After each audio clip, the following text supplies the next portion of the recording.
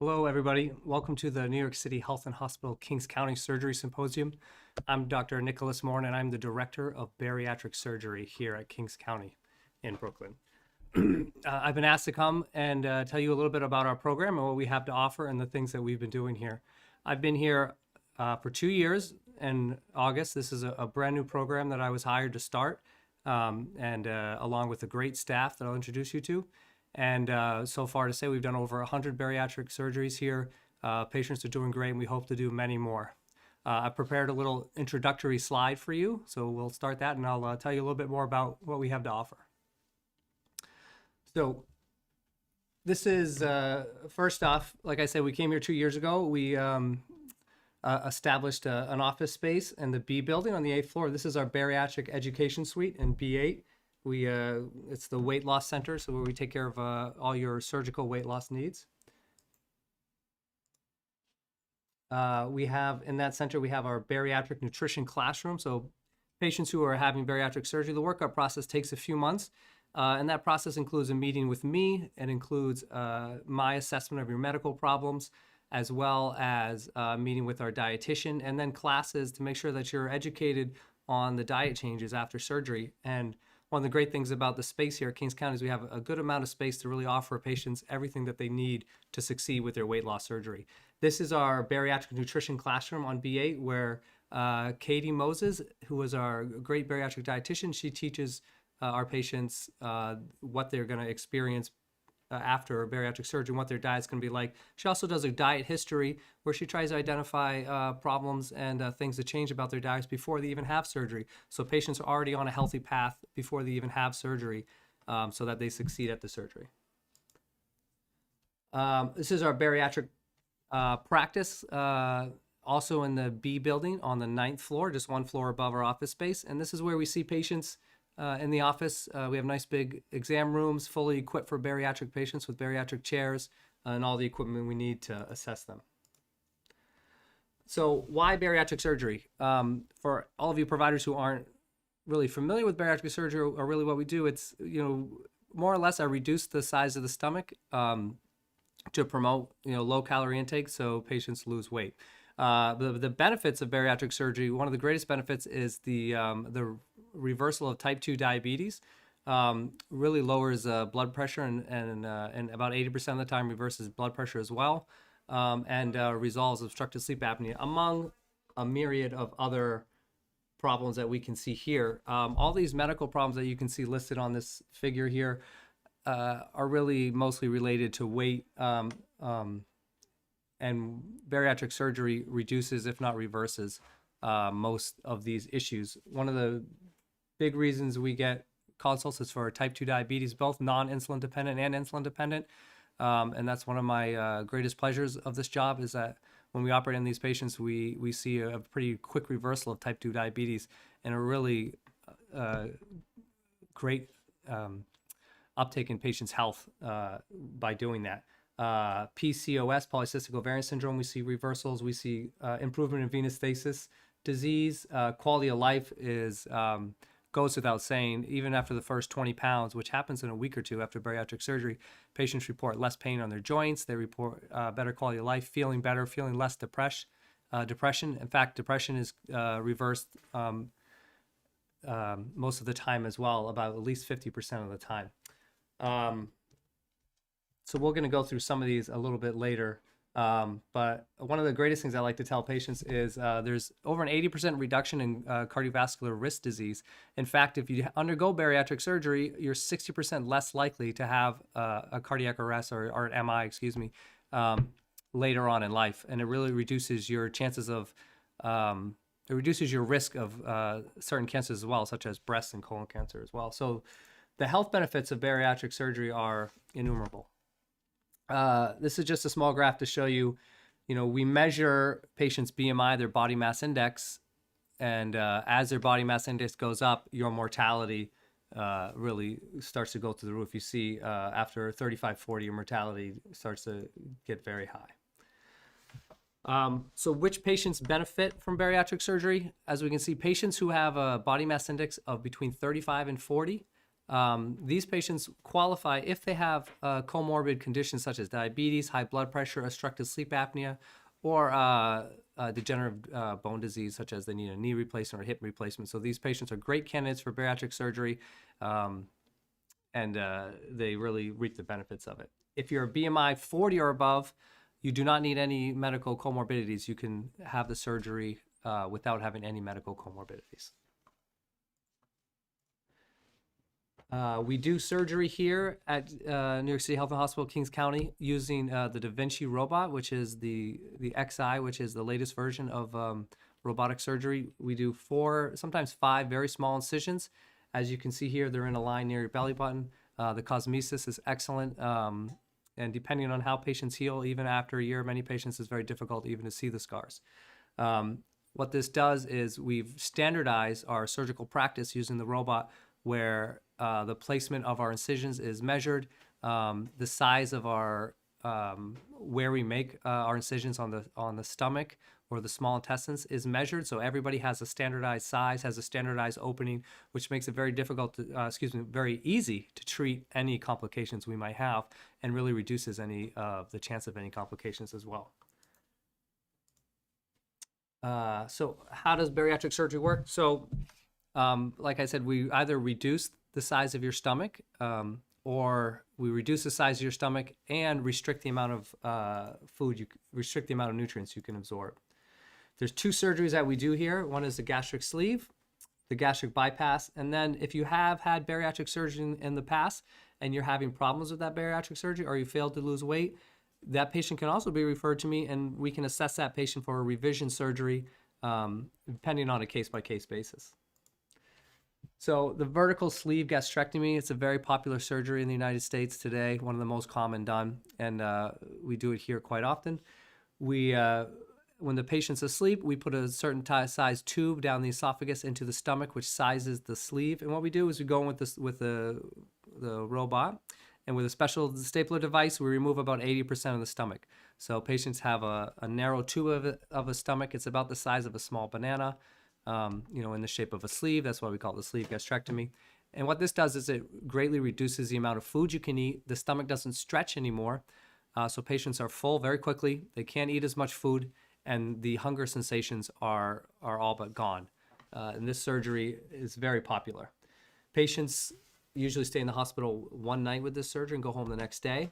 Both surgeries, we do what's called the ERAS protocol, which is Enhanced Recovery After Surgery. It's a nationally recognized protocol. And what we do is we do surgeries in a standardized manner, which I've explained before on the robot. And after surgery, about an hour after patients wake up, they can have water, they can have broth, they can walk to the bathroom.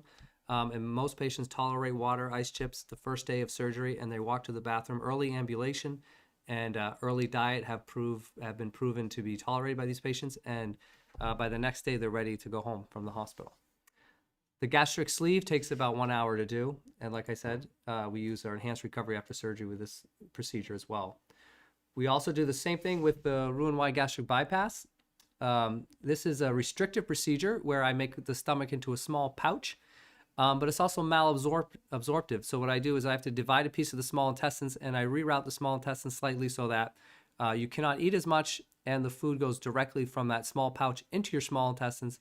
Thus, it bypasses your stomach and a large portion of your small intestines. So that's why they call it the gastric bypass. So you eat less food and you don't absorb as much nutrients. Also, same exact incisions for both surgeries.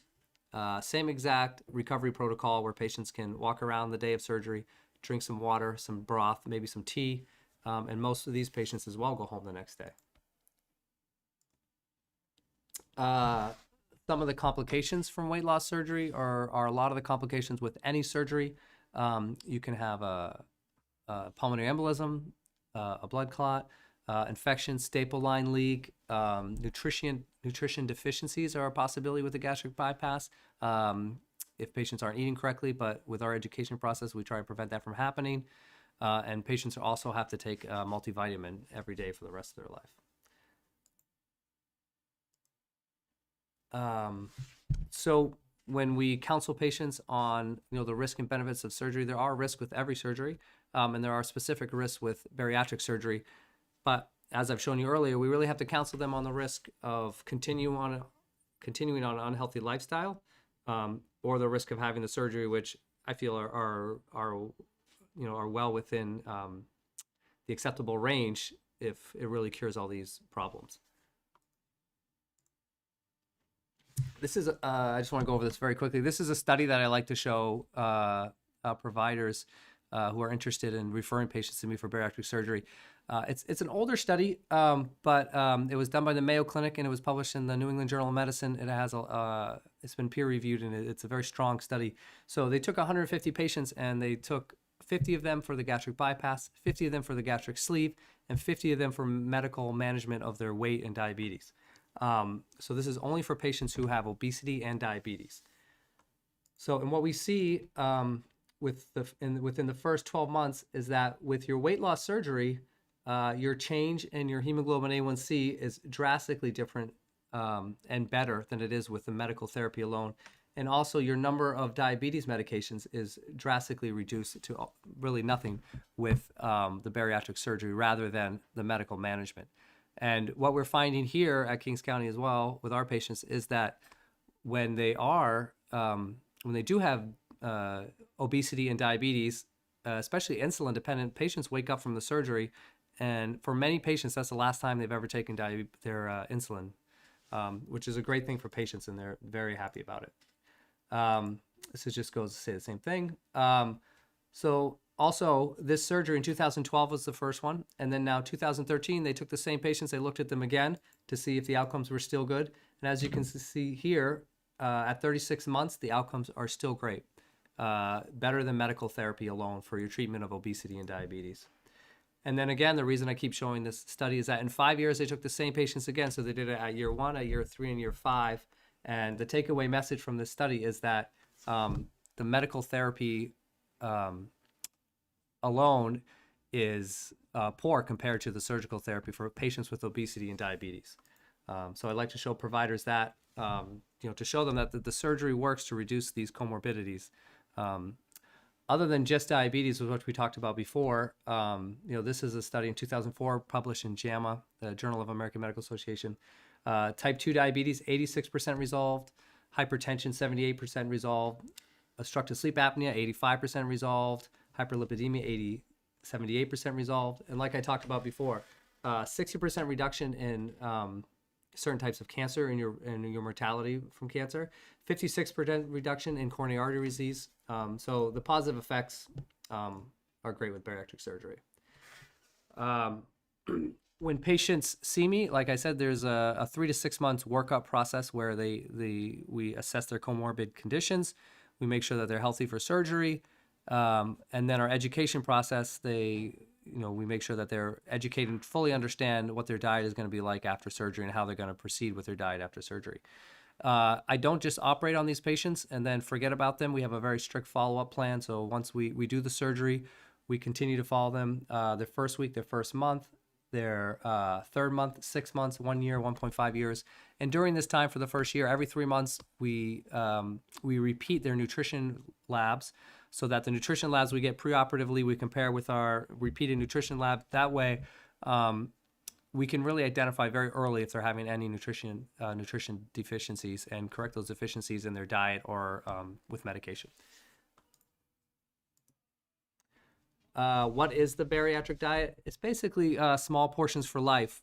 Before bariatric surgery, these patients, they could fit in, good food, but they could also fit in, at the same time they fit in the good food, they could fit in, junk food as well. We try and instruct these patients that after bariatric surgery, they're not going to have room for any of the junk food anymore because they're going to be full so quickly. They're going to get full off quality food, they're going to focus on proteins, 50 to 80 grams of protein a day, and then vegetables after that. And that will basically fill these patients up for the entire day. So there won't be any more room for, for those junk foods before. One question we get a lot from providers and from patients is, okay, doc, I'm 400 pounds. Let's say I get down to 200 pounds. What am I going to do with all my excess skin? Not to worry. We have plastic surgery on staff here at Kings County that will assess these patients for removal of any excess skin as well. So we really cover from before surgery, a nice long education process, work up to surgery, and then after surgery, and even any cosmesis after that as well, we cover. So it's really an all-inclusive program here that we've had built over the last 2 years. So patients who are successful, what is the successful patients? We try and make those patients successful from day one by educating them so that they change their old habits before surgery. We get them on plenty of water, daily vitamins, support groups if they need it, and exercise. And those patients that can follow our rules do very well with bariatric surgery, and really excel and become very healthy in the long run. If you would like to send any patients to us, and you can send an EPIC referral to KC Bariatrics, or you can call the referral hotline, and you can get us that way. But the easiest way is through EPIC at KC Bariatric, and just send the referral to us, and we'll take care of the rest. Thank you very much. That's the end of my slide presentation. Do we have any questions? No? So in a nutshell, we have the last 2 years built a really inclusive bariatric surgery program here at Kings County, and we're here for the patients 100%, and we really help them through the whole process. So thank you very much.